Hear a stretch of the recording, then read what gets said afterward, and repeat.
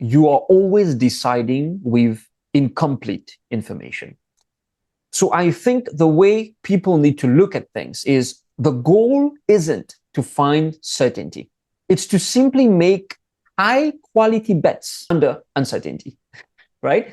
So that's how I think. Okay. Instead of asking myself, will this idea work? Will this strategy work? I ask myself,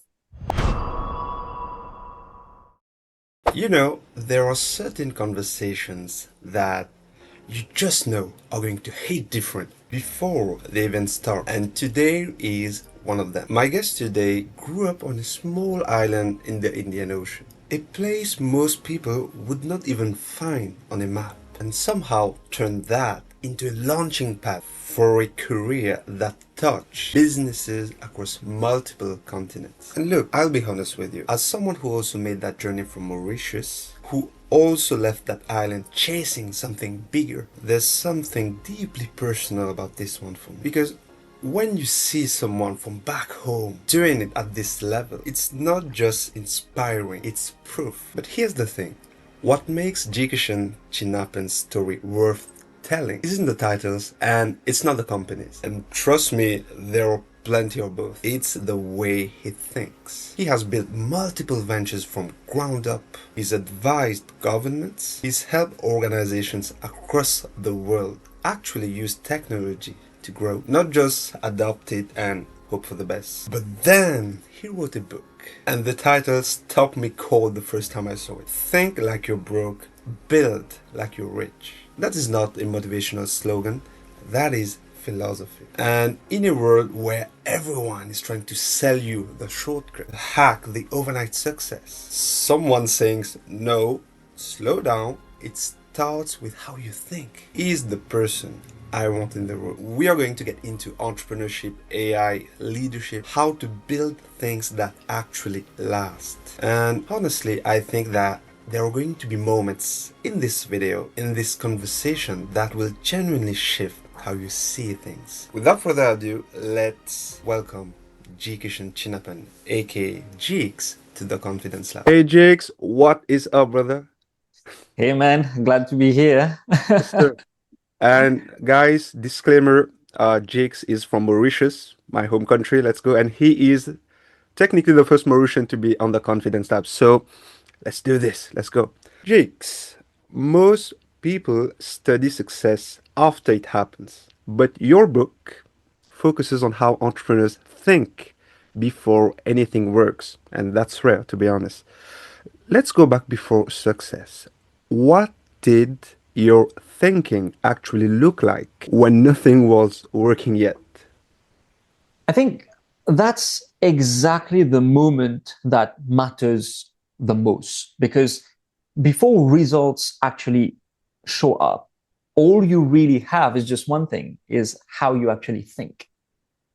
When nothing was working yet for me, like before my first business or before me even trying to think entrepreneurship, right? My thinking wasn't confident because there was no history to create that confidence, right? So it wasn't polished. It wasn't that clean entrepreneurial mindset people talk about after the fact, right?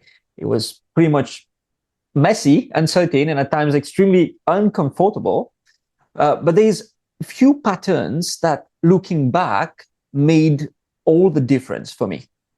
The way I thought, I stopped asking, is this working? And started asking, what is this actually teaching me? Because you know what happens is when you judge too early, everything looks like failure, right? Because you are extracting, when you try to extract signal instead of emotion, every setback and failure just become data, right? And that shift alone keeps a lot of people longer in the game than most. And if I phrase it in a different way, I would say I operated with a kind of a control detachment from results or outcomes. Not because I didn't care, obviously I cared, but because I understood that if my emotional state was too tied to short-term results, I'd be burned out before anything would actually happen. And the third and probably the most important point is I learned to normalize uncertainty. Most people, and it's natural for human to feel that way because uncertainty is a sign to stop, because that's how the brain works.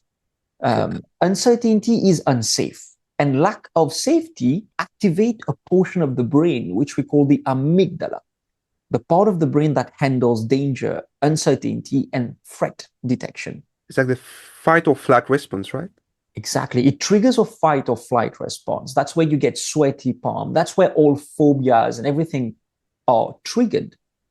Um, but I started thinking in a different way. I started thinking that if it felt unclear or unstable or uncomfortable, it usually meant that's where exactly I needed to be. Because people with a growth mindset, people who wants to grow, they actually reframe it. They reframe that way of thinking to remove all the unnecessary panic. And the way the brain actually works, it's all about blood flow. Your prefrontal cortex, the front portion of the brain, takes care of everything about articulation, structured thinking.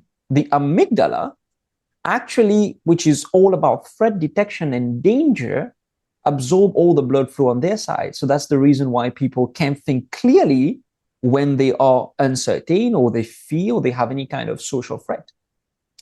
So if I have to put it in a way, I stop trying to feel ready, right? The biggest problem with people starting or getting good at something is they try to plan everything up front.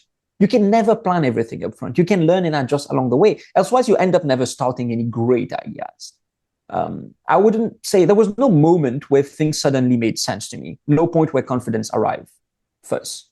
Um, Most of the time, over time, clarity and confidence instill itself and allow the results to actually compound. And if I have to summarize it all, I would say I was thinking like someone who refused to let temporary uncertainty dictate my Ooh, decisions. let's go. That was a powerful one. Because I'm speaking from experience on from what I've seen, and I is still guilty of this, to be honest. Sometimes we let our emotions get in the way of our decision making. But how, let's say, a new entrepreneur like me or anyone watching this, how would you advise them how to like breach this emotional barrier, like to act in spite of fear and uncertainty? What is really important is that the reason why people feel uncertain is the way their brain is actually wired. Uncertainty means that your brain cannot predict the future results in a certain way because you've probably not done it, right? So you need to rewire your brain in a way of thinking that even when the data is not there, with the bare minimum data that you have, your brain is still able to move forward and execute with a certain level of confidence. Great entrepreneurs cannot actually wait for all the data to be present to them for them to make decisions. Elsewise, that's why extremely smart people never start because that's the biggest problem. You have a lot of great smart people, brilliant ideas, but guess what? They just never start because they wait for all the data to align. You don't need all the data. You just need the bare minimum and the ability to start and the ability to be comfortable to actually work in an uncertain environment. So how do you phrase that? How do you rewire your brain to do that? It's daily activities. Remember, though, it's all about practice makes perfect situation. So you need to just act. You need to train your brain to act and get used to uncertainty, to act and get used to uncomfortable situation. And what is going to happen is going to be a ripple effect where the brain is going to get used to it. It's going to become natural. So it's practice makes perfect. That's how the brain works. That was powerful. And thank you for sharing such powerful insight. This is helping me, and I'm sure this will help any new entrepreneurs who are, I think, are overthinking. Just to complete my phrase, have you heard about Alex Hormozy? Yes.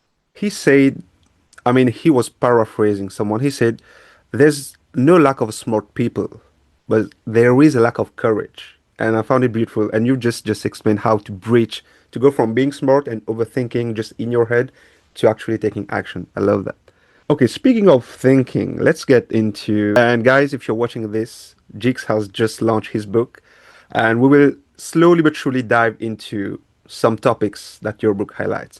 And Can you please just share? I want you to just say it because it's your book. What is the title of your book, Jakes? Think like you're broke, build like you're rich. Napoleon Hills is shaking in his tomb right now of joy, of course.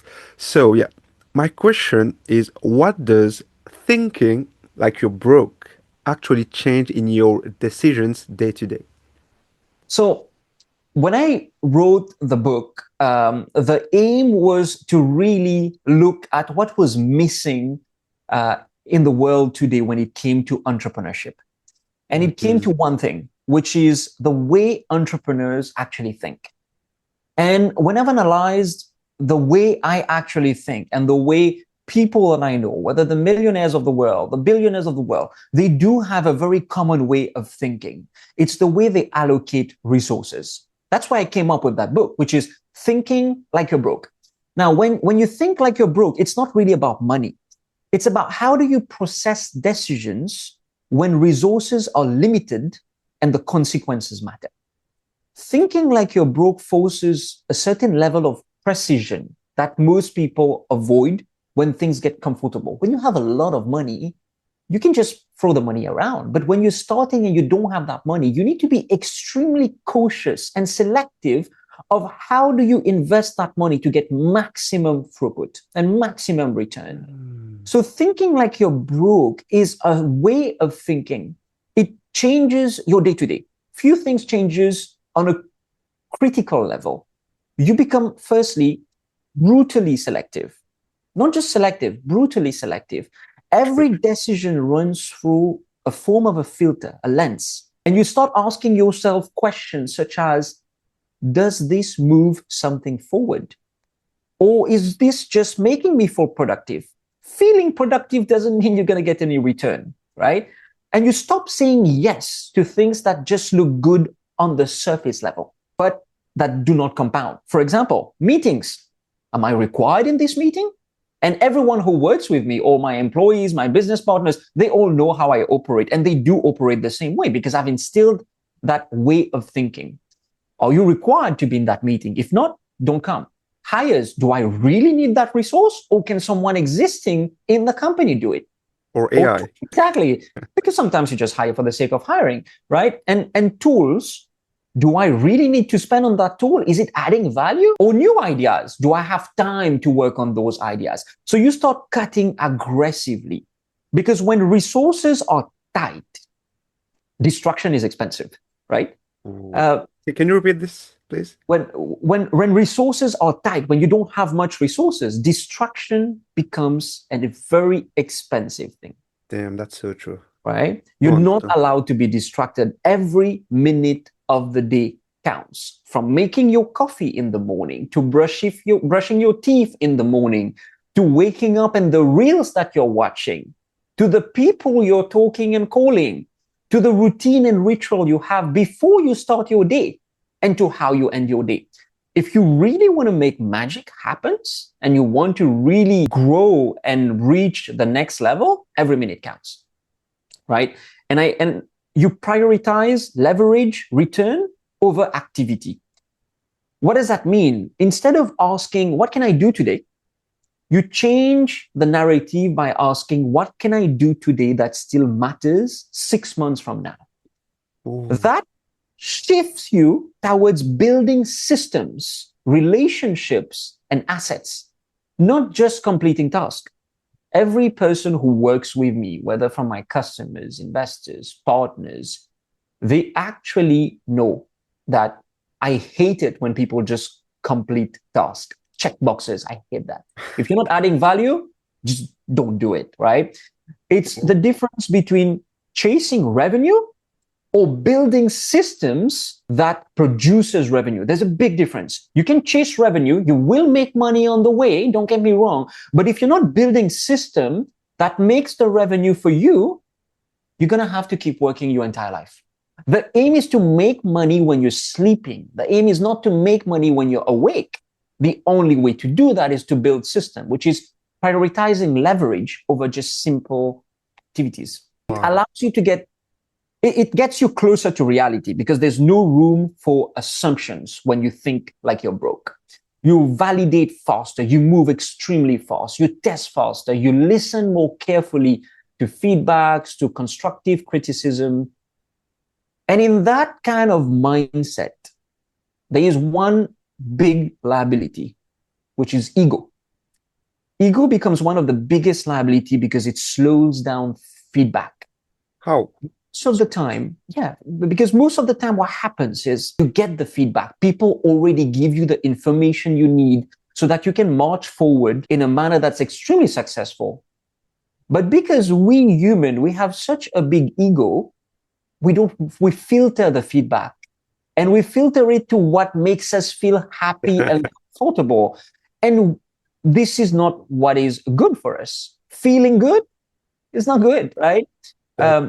So when you think about it, your decisions becomes more grounded when you think like you're broke. You become a more resourceful person instead of resource dependent, right? Because when you think about constraints, most of the big millionaires and billionaires out there, the constraints is what has pushed them to be creative. If you look at the Elon Musk of the world, what he did with SpaceX, barely he That's had a lot of money, insane. yeah, but That's $100 million for each rocket, and he barely had anything for the third one, and he literally doubled down on everything he had. on the He fourth, right?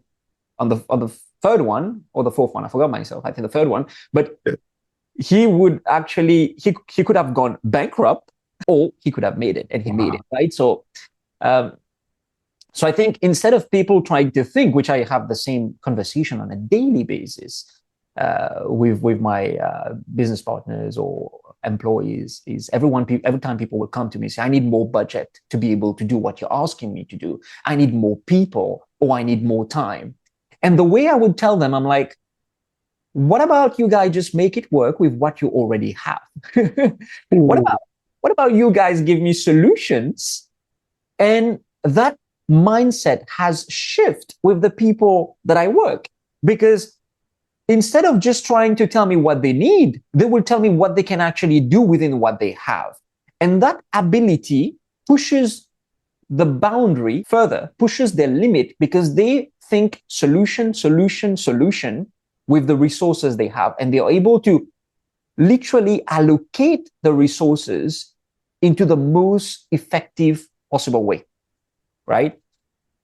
In short, when you think like you're broke, you can't afford to lie to yourself anymore, because you see what's working, you see what's not working, you see who's contributing, and you can really see the real risk, right? It's a clarity that might feel uncomfortable at first, but it truly allows for better decision making. Think of it, it's the operating system that comes with clarity, discipline, and intention before success forces you into something else. Wow.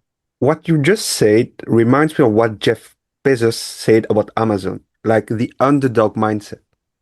Now, always, regardless of how successful you are, and you're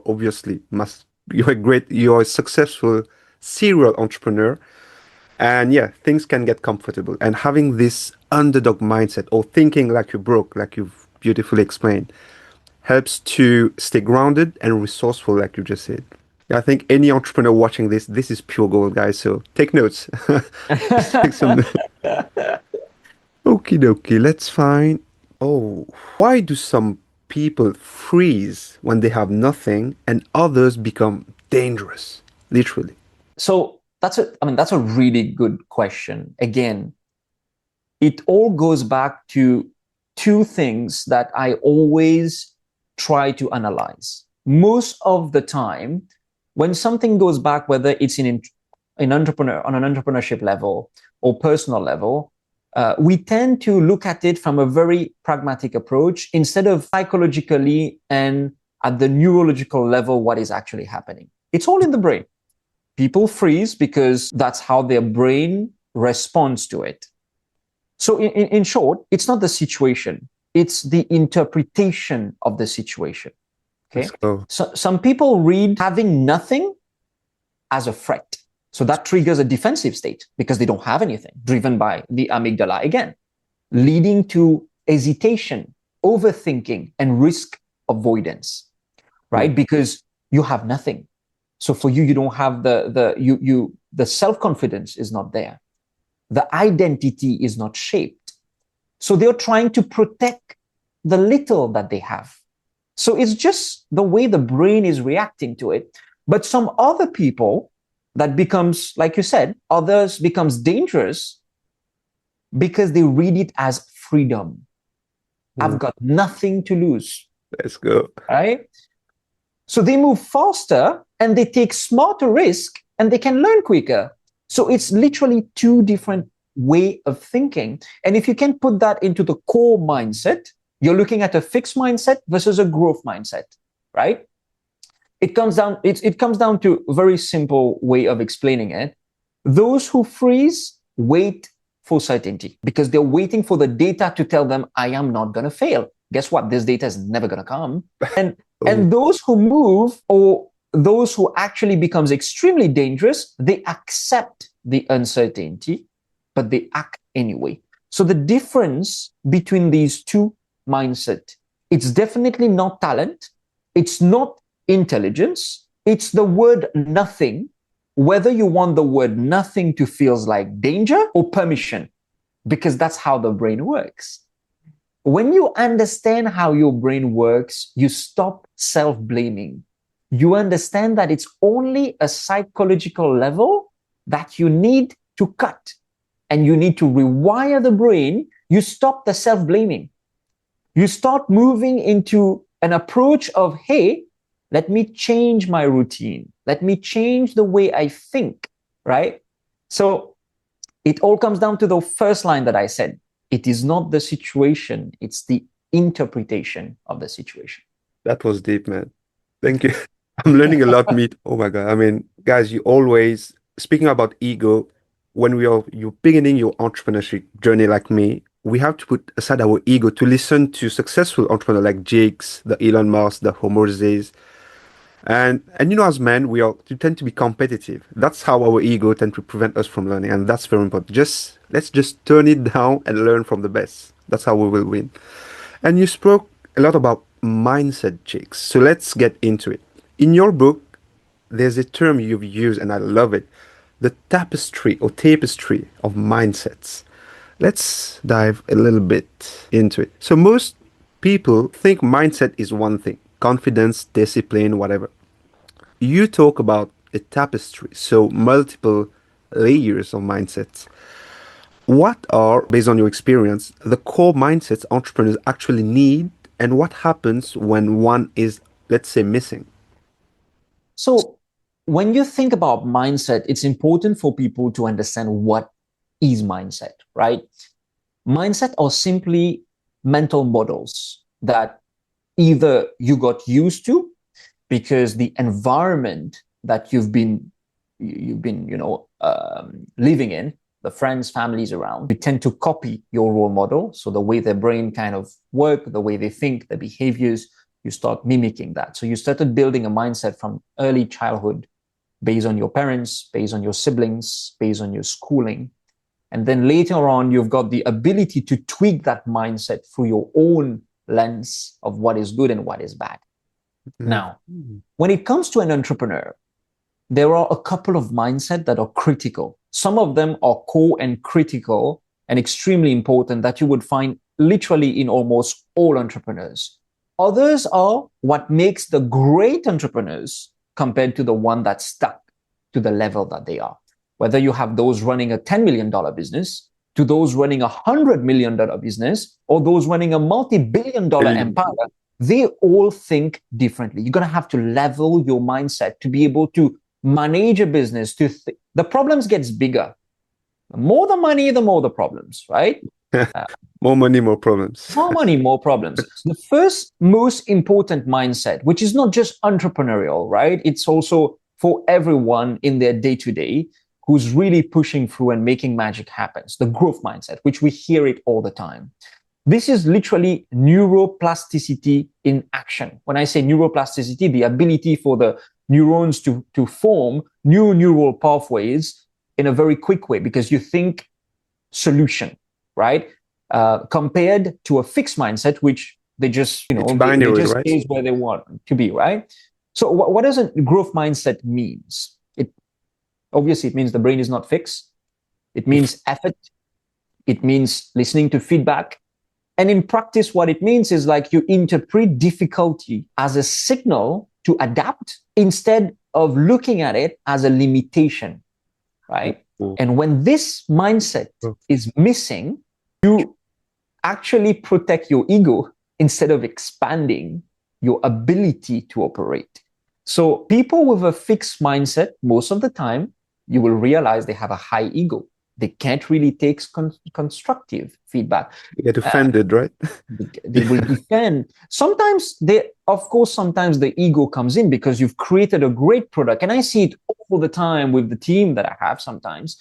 I would tell them about, this product, I think we could do a better feature, but they would defend their product because like their baby, right? The ego sometimes comes in a good way because they want to defend and protect the reputation of their product. But in many times, ego prevent the ability for you to provide great results.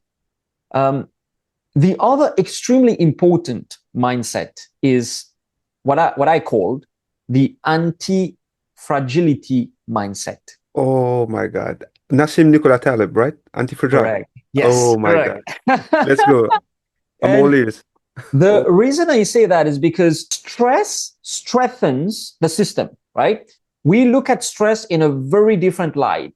When you look at the 5% of the population to the 95% people fear stress. People, even me, I love stress. Like if I'm not stressed, if there's something not stressing me, I fear that I'm not growing. Stress reminds me that I'm actually growing and I'm actually living in an uncomfortable environment that's going to help me move forward, right? So what the anti-fragility mindset means, it's like exposure to volatility, right? Exposure to uncertainty. And you know that stress improves you over time, right? And when you don't have that mindset, you avoid stress and pressure because you want to stay fragile, right? So yeah, that's kind of exactly. And I think another mindset that's extremely important, and I think in entrepreneurship, it's crucial. It's what we call the probabilistic thinking or probabilistic mindset. Oh. So everything about human, and probably, I don't know if it's a good thing or a bad thing, is we tend to predict the things that has not yet happened. 80% of the things that we stress, it's probably not even going to happen, but we stress about it anyway.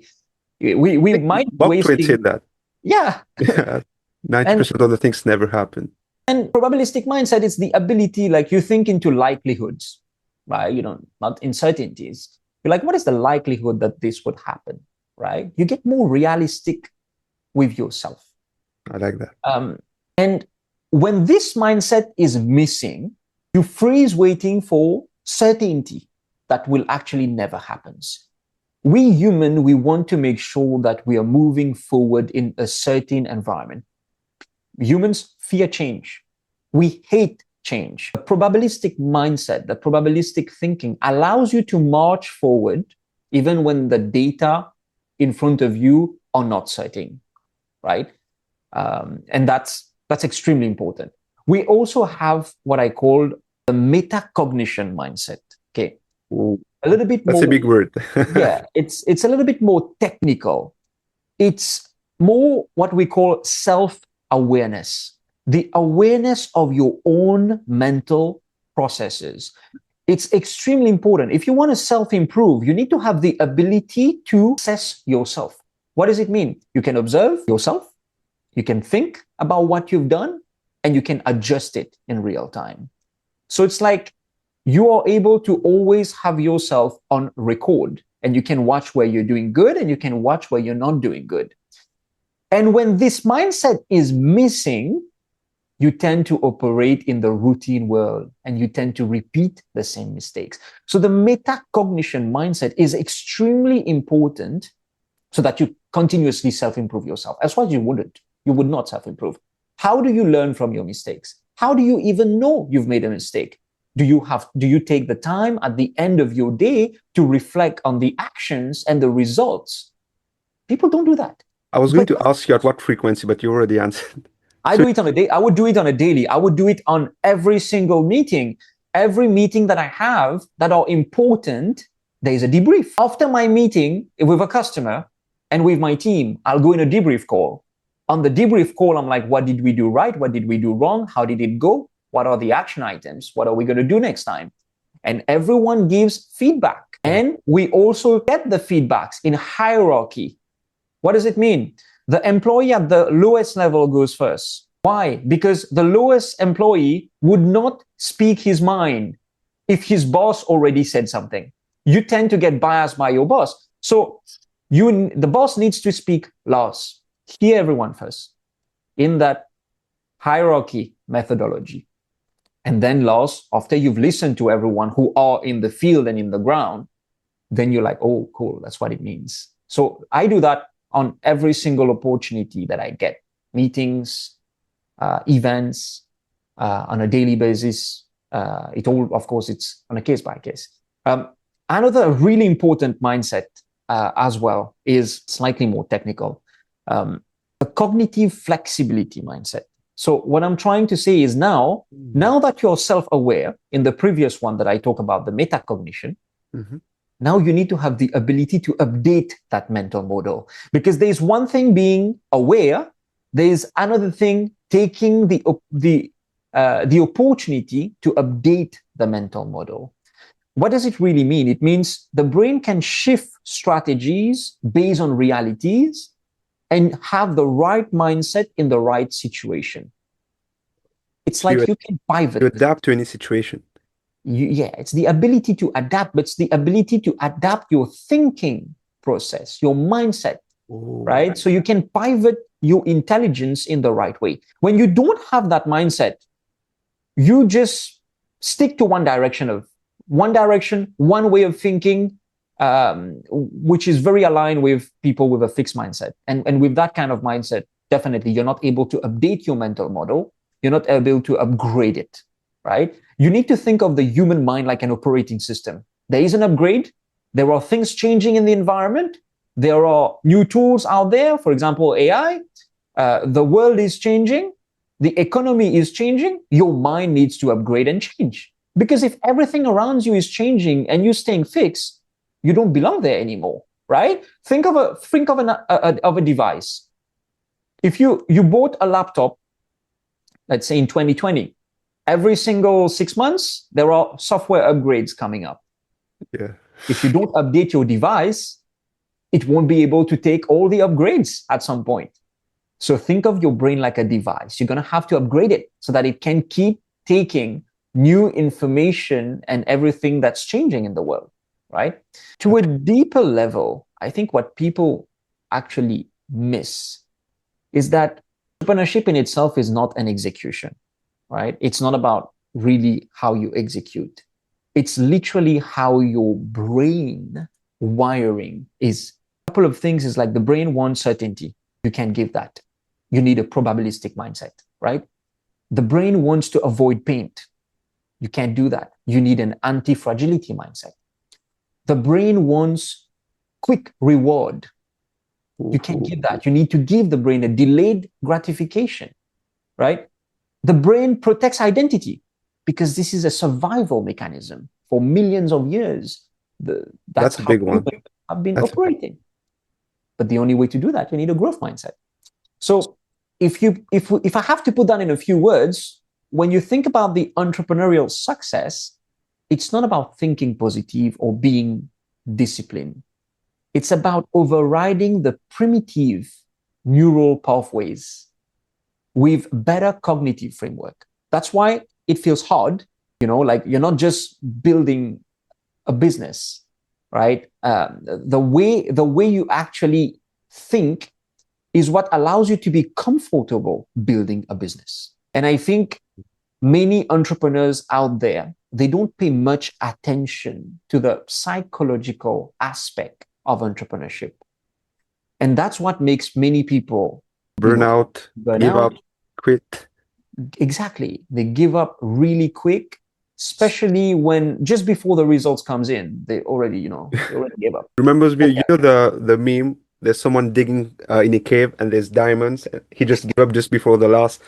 That's exactly what it is. But because we don't, we self-blame a lot when things go wrong, when either a business goes bankrupt or we went on a customer call, we didn't get the deal, we didn't manage to close the deal. So we feel disheartened. We go home instead of trying to ask yourself, what did I do wrong? What am I not going to do the next time? How am I going to improve the next sales call? Instead of thinking that way, we're just completely disheartened and go with the approach of I'm closing down the business. No, no, I suck, basically. Failure is simply data, right? Like I said. Oh, yeah. That damn. How I understand now why you're so successful based on what you're saying right now. That's the thing, guys. A lot of people just read books. Jeeks has done the things and has written a book. That's totally different. So it's everything he's saying, it's from experience. That's why it's so much powerful. Like we say, you're not a theorist, you're a practitioner. Yeah, if I may say. And I believe like it's all in the practice. Again, there's a lot of extremely successful people out there, and success, of course, is subjective to the definition of Sure. what makes people happy, right? I feel happy and fulfilled in building businesses that brings impact to my customers, to my stakeholders. Other people might just be a simple musician and they're like, hey, I play music and I find my happiness and fulfillment in that. So they're successful in that. I think it all goes to the same mindset though. That's that mindset and that education about those mindset. No matter what you're doing, whether you're an entrepreneur, you're a musician, you're an artist, you're a teacher, that mindset helps you to feel fulfilled in whatever environment that you actually operate, right? So it's not just business anymore. It's really pushing you towards living an amazing life just because of the way you think. Jakes, how do you make decisions when you have no data, no certainty, and no proof it will work? I think that's an extremely important point. And I think that's probably the most important point because it's in every aspect of your life to move forward. We need to remember we've got a time on this earth, right? We don't have unlimited time. So time, time is money, right? Unfortunately. Or fortunately, depends. Unfortunately, it depends how you look at it, right? So that's the reality most of the time. You are always deciding with incomplete information.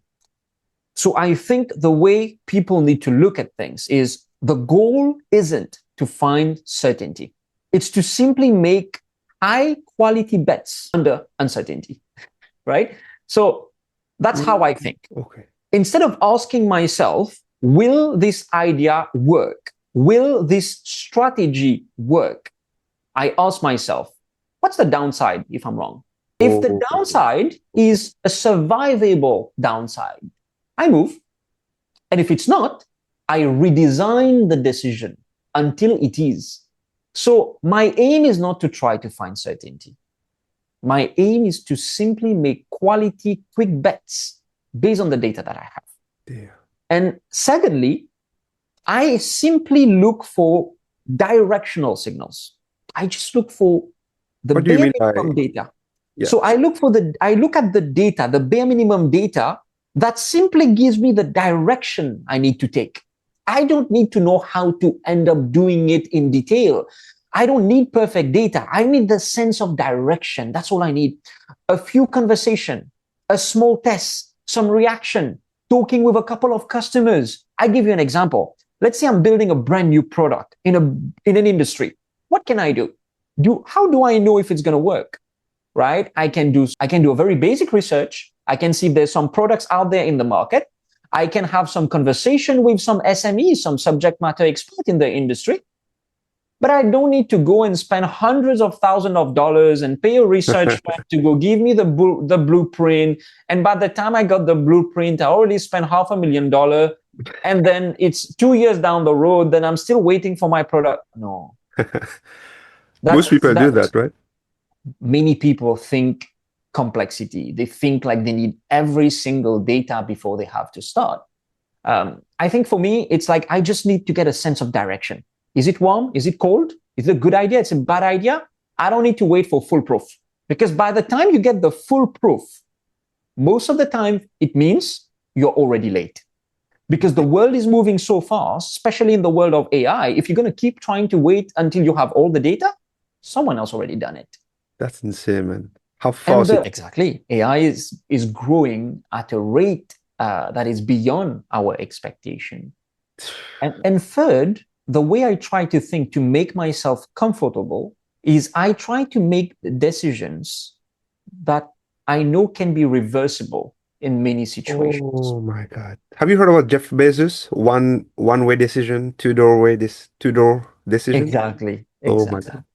Because at the end of the day, when we understand how our brain works, we can craft strategies to hack the way the brain works to be motivated and keep pushing every day. I'm curious Even about though this one. Yeah. yeah, because even though you don't need perfect data, we're still human, we can doubt ourselves. But you're not going to doubt if you're okay with the downside. And you're not going to doubt when you know some of the decisions can be reversible. So it's important to take decisions that, am I good with the worst case? If I'm good with the worst case, I go Oh, forward. If that decision is so bad, can I reverse that decision? Yes, I can reverse it and I'm not going to lose that much money. So you make very small bets, very quick iterations. Like I said, you don't need to be right. You just need to be able to adjust really fast. I give you an example. When I'm building software, I'm a lot in the software industry. When I'm building a software, the first thing I do a proof of concept, a very small 1 week amount of work before I invest and go full blast on the project. Build the software, get the team to build it, present it to a couple of customers. They say, good, great. I'm like, you guys want to sign up? They sign up, and then I invest the money, right? And build the software completely. So it's very small bets, right? It's very quick iteration. And if the proof of concept didn't work, it's just 1 week of work. Who cares, right? Um, oof. and the most important part, which I've said earlier, and I think we might be talking about that even further, extremely important is to separate ego from feedback. Okay. If it doesn't work, it is not failure. I think failure has a very bad definition and stigma in this world, right? Because of school, basically. Because of schooling, our schooling system. I mean, if we go back to the Asian schooling system, Oh, bad schooling system, right? stress. If you go to Mauritius, you go to the African part of the world, or the Asia part of the world, education. First of all, the whole marking system is wrong. The ranking system is wrong. The marking system is extremely wrong because you're telling the kid every time you do something wrong, there is Bad. no psychological support behind that. That this wrong is data. How do you get it right? You're killing someone's confidence. You're praising the kids that's getting 100. You're destroying the confidence of the kid that's not getting 100. And you're ranking the class. So, and I understand that's how education has always been. If you look at every single industry throughout, education is the only industry that's still operating exactly the same way from 300 years ago. Exactly. That's Everything else has improved, not education. So that's the reason why not everyone thinks entrepreneurial, right? And finally, like they always say, right? Enjoy the journey, right? I trust the process over the outcome because you can make really good decision, but you can still end up getting a bad result. So true. True. what matters is, was the thinking good at that time based on the information I had, right? So when there's no data, no certainty, no proof, so there is the ability that the outcome might not be there. So you should be okay with that. And you should improve the process that got you to that outcome and not like self-blame yourself because that's not going to help your identity. You're going to destroy your identity, hence your confidence, hence preventing you from continuing the journey, right? So when you think in that way, you're actually reducing the risk. You move really fast, you learn really fast, you test really fast, you also fail really fast, and you That's adjust. Get your failure diploma, guys. That's the most important thing. Yeah, if you fail, you rather fail fast than take your time and then fail slow, right? You fail fast and you restart. That's the aim. Okie dokie. Let's move. Oh my God. You see, that's one of the best conversations. We don't see the time passing. It's already been 45 minutes. I've read from Obama's biography or his book. If he has at least 50% if the probability of success is at least 50%, he's okay with his decision. And you've just beautifully explained, you went into vivid details, and that's why it reminded me of how Obama thinks.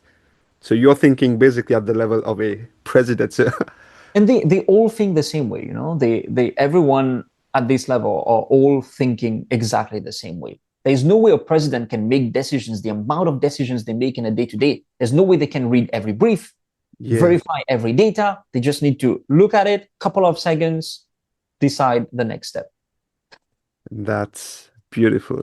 And anyone should be, even I'm speaking to me, I'm preaching myself on this one. We should be aspiring to this level of thinking, basically. Jeeks, at what point should someone stop grinding, the work hard, the hustle mindset, and start building systems? So how do you transition from the hustle mindset to start building systems? I think system thinking is one of the most important aspect to create the ability, to be able to build revenue when you're sleeping, right? Most people think it's a stage. They believe that to build a system, you need to reach a certain stage. So the narrative in their mind is, I'll build the system later. In reality, if you wait too long, you are going to scale chaos instead. Because the shift isn't a moment, it's more of a threshold, right? So the second you do something more than twice the same way, it is time to stop systematizing it. That's my rule. In whichever company So you don't think about it, right? yeah, the moment I do something exactly the same way twice, I need a system on it. Early on, right? If you go early on when you build a business, you're grinding, you're like literally trying to struggle, you're figuring things out. But as soon as something works, even a little bit, you should ask yourself, how do I make this repeatable without me? The word without me is what creates a system. Many people even build a system, but the wrong way because they're involved in the system. You cannot be a single point of failure or a bottleneck to the business. Because here's what's happened if you don't. You become the bottleneck, like I said. The quality will become inconsistent. The growth will become exhausting instead of scalable, right? Because the aim to growth is for it to be scalable. And that's the point of system, is to remove bottleneck, is to keep consistency and to keep scalability. However, on the flip side, if you systemize too early, you're going to overbuild something that is not proven yet. So there needs to be a certain level of balance. First, you grind to find what works. I'm on this phase, right? I'm currently on this phase. So you need to grind and test, and you need to know what works. The moment you get signs that it is working, and the moment you get signs that you're doing actions that's repeating, then you systemize. Now, you don't need to have a perfect system, continuous improvement, right? The Japanese method, you can have very... Kaizen, right? Yeah, you can go with the Kaizen method. There's a couple of methods. The simplest system can be checklists, templates, very basic processes and SOPs. People who knows me and people who works with me knows that everything has to be documented. I need a process. I need the process to be reviewed. I need continuous improvement. Every single time someone comes to me about something, I'm like, is it documented? Where is it written? And then they're like, okay, I'm going to go write it. So the reason is because we are human. We are emotional being. We will also forget, right? You need to make sure that the next time you do something doesn't depend on your memory or your energy. That's what system is about. Because the goal is not to stop grinding. You're going to keep grinding, but it's to make sure that your effort compound instead of resetting. Because what can happen is sometimes you get new ideas, right? You get great ideas. You find new innovative ideas. You never document it. And you can never keep consistent quality because you operate differently. It's like when I'm cooking, right? I'm trying to cook. I don't even follow the recipe. And I can never get the food to taste the same way. So this means I can't be a chef because I can never follow recipes. And I try to do the same thing with baking. And guess what? Didn't turn out too right.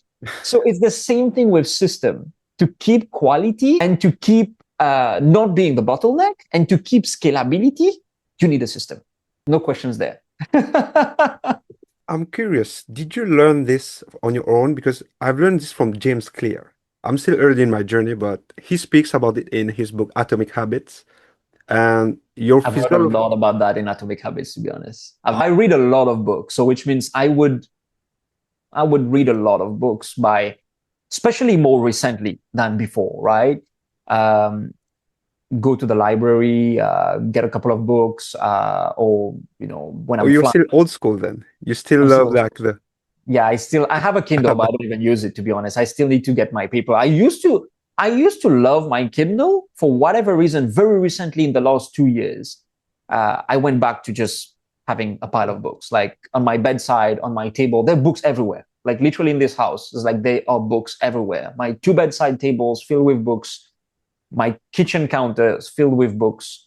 My sofa is filled with books. So it's just books everywhere. A you're couple of them are my immersing books, though. yourself in wisdom. So Yeah, but a couple of them are my own books. So can you briefly, for people who don't know you, yeah, think like you're broke, build like you're rich. That's your newest, I mean, most recent book. yeah. Just can you please just share the title of your previous books?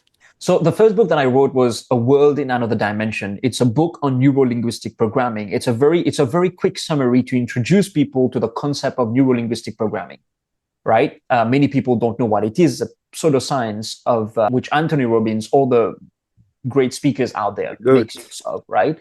And the second book, I realized because the first book was more of a textbook, I was, let me just write a book in a format, in a novel format. So it was a storybook. It's called Psychic Gang, The Men of Knowledge. Oh, Yeah, the characters actually uses NLP. So instead of me writing a textbook that people probably get bored, I was like, let me write a book where the characters in the book make use of NLP in a very fictional way, and it can actually teach, it can teach people about NLP by them reading a story in a novel. So that was the aim. And then the third book it went completely different because now with my journey as an entrepreneur, I wanted to share that because people come to me all the time, say, hey, we want to know when starting our business and we want to get some help from you, the way you think and the way you approach, the network you have. So let's try to, everyone will come to me for those kind of questions. So at some point it clicked in and I was like, why don't I just write a book about all of these things that I'm teaching all the people around me? I think that could become something and, get more people out there to learn about entrepreneurship and the way a lot of entrepreneurs think. that's beautiful. And guys, the book is out. Go and buy it, support entrepreneurs. And Thank I mean, you. if this episode is adding value, which is adding value to me, even go and buy the book. Imagine if 1 hour is helping you, how much will the book with his mindset diluted in, I think there were 31 chapters, if I'm not mistaken, in your book. Correct. That's insane, guys. So please go and check out. I mean, we'll dive into it at the end of where can people find you. What breaks when you scale without system? When you go purely 100% hustle mode, let's work hard without thinking about it. So the best part is been there, done that, right? You- So especially when you're a new entrepreneur, you're young and you're getting excited about building businesses and you see the money coming in, you see the customers getting attracted to your product. There is a certain sense of confidence that comes in, and then you neglect the system thinking. Um, Not everything breaks at once. You know, it actually breaks quietly, then all of it at once, right? Um, Hmm, so the first thing that goes, the very first thing that you lose, consistency. You're going to start providing quality of work to your customers, quality of service, quality of products that are not consistent. What it does is the feedbacks you get from each customer cannot be compounded anymore. You cannot solve it because each customers give you something different because your quality is not consistent. The type of service is not consistent anymore. You cannot systemize anything. There's no standardization. So that is extremely dangerous because it's going to start pulling attention in different directions. And when that happens with the resources you have, you're splitting yourself so thin that you don't resolve a problem for the bigger audience. Your product fail, right? And when this happens as an entrepreneur, you would end up running around like a headless chicken and you become the bottleneck. You start becoming paranoid. You start controlling every decision across departments, across companies. And I've seen that happen. And when you go in that mode, you can create a fearful way of leading a team, start micromanaging, you Oh, stop scaling immediately. that's the worst. Immediately. Yeah. And the worst part, like I said, quality drops. Guess what? A business is based on one thing, the most important thing, sales. No matter what we say, it's sales, sales, sales, right? Customers first. But when the quality drops, customers feel it. They are the first one who feels it. A missing detail, slow response, inconsistent delivery, your reputation goes down the drain. And when you're a serial entrepreneur, when you have your foot in many businesses, the reputation of one business will affect the reputation of other businesses, right? Ooh. And you know when you're delivering bad quality. A tapestry of reputation. Yeah. Like a kid, right? When a kid does something wrong, you don't really need to tell them they've done something wrong. That's why they start crying the moment you tell them, what did you do, right? Because we know when we do something wrong. Same for an entrepreneur. When we're delivering shitty quality service, we know we're doing something bad. Guess what? It erodes the confidence and it erodes our own motivation and energy to work every day. So system thinking is bigger than what it looks. And if you're managing a big team, you're going to end up confusing not just yourself, your entire team, right? Because when you don't have clear processes, everyone is guessing what they need to do. No one needs to know what I call the RACI matrix. Who's responsible? Who's accountable? Who gets informed? Who gets consulted? When you don't have the RACI matrix in check of who does what, you're not running a business. You're running a circus, and eventually everything becomes reactive. You're no longer building anything. You're firefighting. You're fixing issues caused by your own lack of structure. So technically, you're not really investing in anything. There is no way you can grow. I think if I have to put it in a few words, without systems, growth doesn't scale results. It actually scales problems.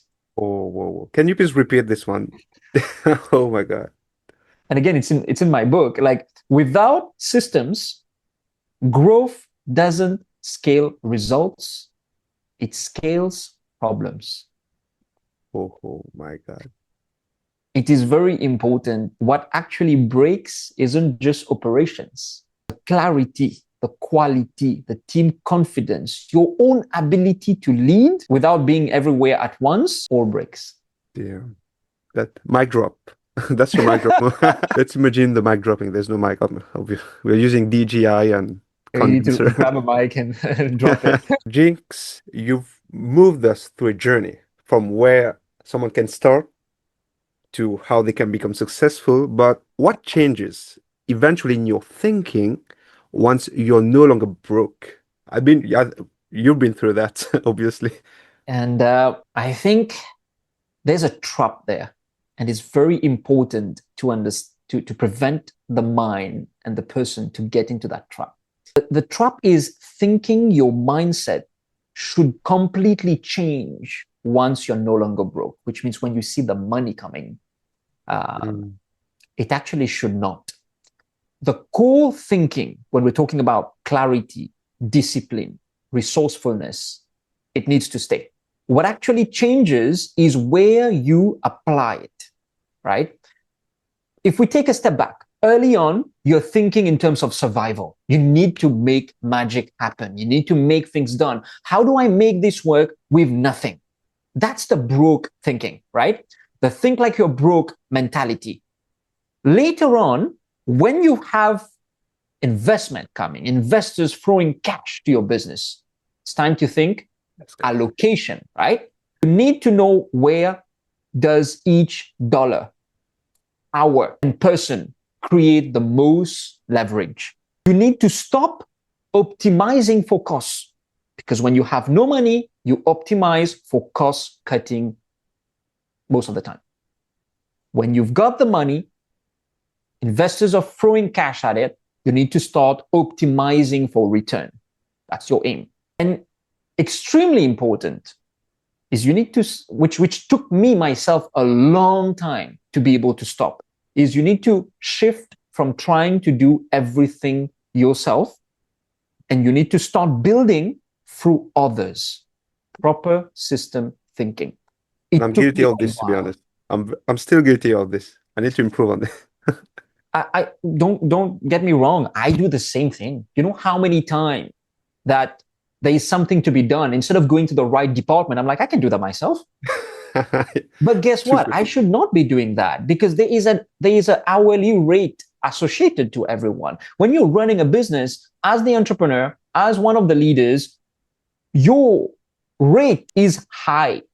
So if you're doing really low cost job, like for example, drafting a brochure or drafting an email or creating something that someone else can do, and you can focus on high value job, like closing a strategic deal that they would not be able to do, you could focus on that, right? So that's important. What's going to happen is time is going to become the most scarce resource, not the money, because then money is going to be there now. Now you're going to become the bottleneck. I think another change is you need to be more aware of hidden inefficiencies. There's a lot of How do you do inefficiencies that? that you can see, hidden inefficiencies. So when you think about that, when you have the resources, mistakes will not hurt you immediately. They will compound quietly. Just like return compound, results compound, mistakes compound, Compound. right? So your thinking has to get sharper, faster thinking, more structured thinking. When you've got the money, it means you started to make it. You've got more data. So your thinking needs to get sharper. Like you took an example earlier, you said Obama can make decisions with just 50% of the data. How and why? He's the president of the US, former president of the US. Those guys have to make decisions in seconds Fast, because yeah. they've got people to save. And They the don't have time. consequences are massive too. Exactly. So their brain needs to be wired extremely sharp, extremely focused at all time. It's not a loose thinking. It's an extremely sharp thinking. You know what's the biggest risk in all of it? Comfort.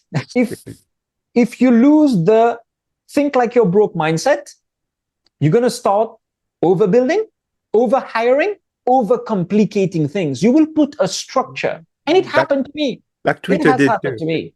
It's Twitter happened to did me. this. It happened to me very recently. Create layered of structures, crazy line of reporting to later realize broken telephone everywhere. This team talking to this team not talking to that team. By the time the information gets to me, the problem that needs to be resolved has changed. So by the time it's escalating to me, I'm actually resolving the wrong problem because there's too many layers. I'm not involved in the right meeting. So the moment you think you lose the think like you're broke mindset, you will start allocating resources the wrong way. You will start wasting resources. So the goal again, it's not to think differently.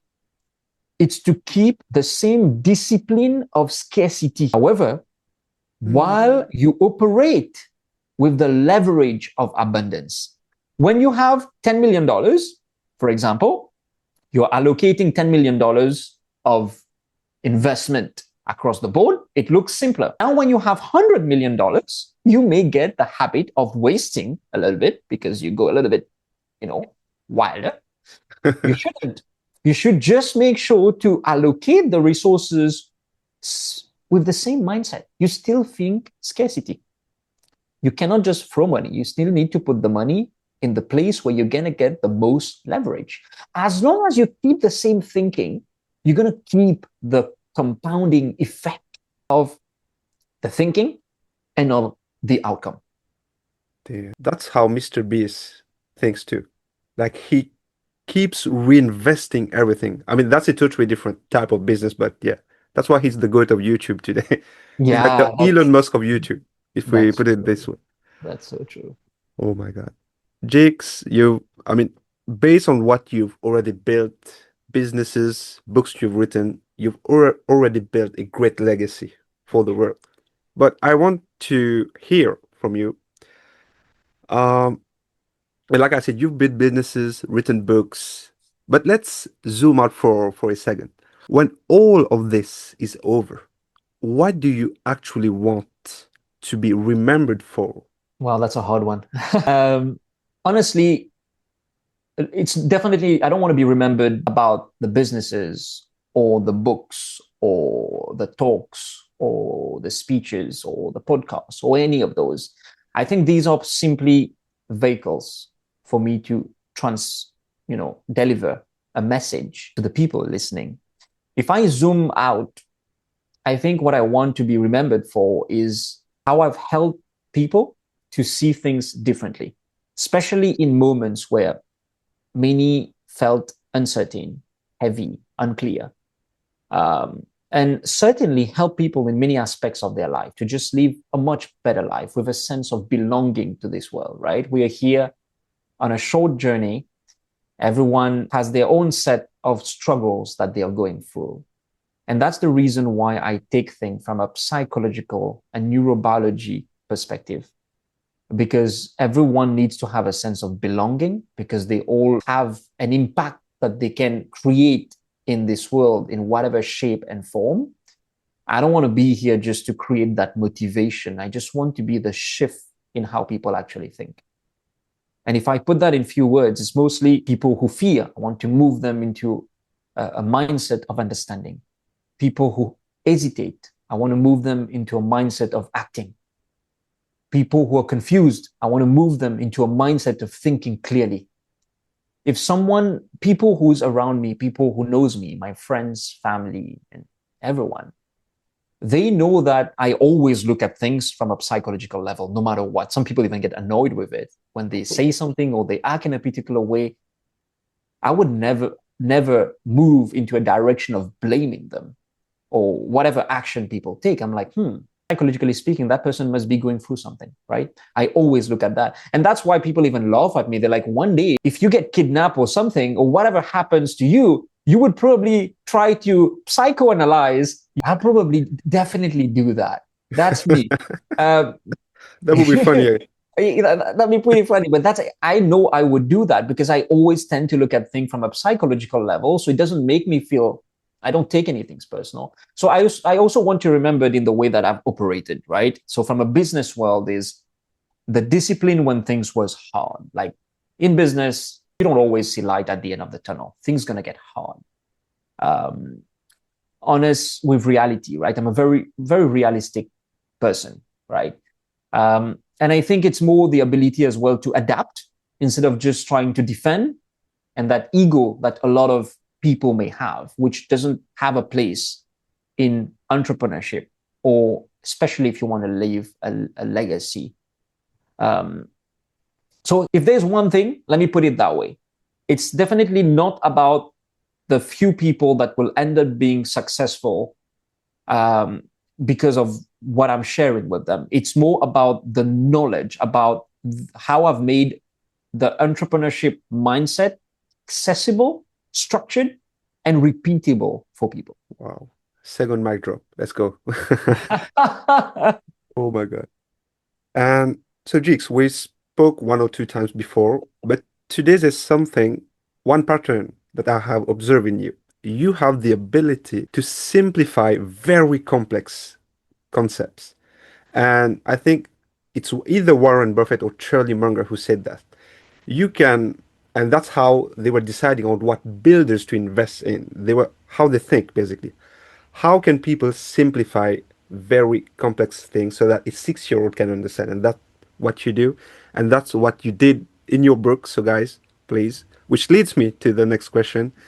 If someone wants to benefit from your wisdom, where can they find you online, Jakes? So the easiest place, social media, right? My Insta page, my Facebook page, all public, LinkedIn page, my website.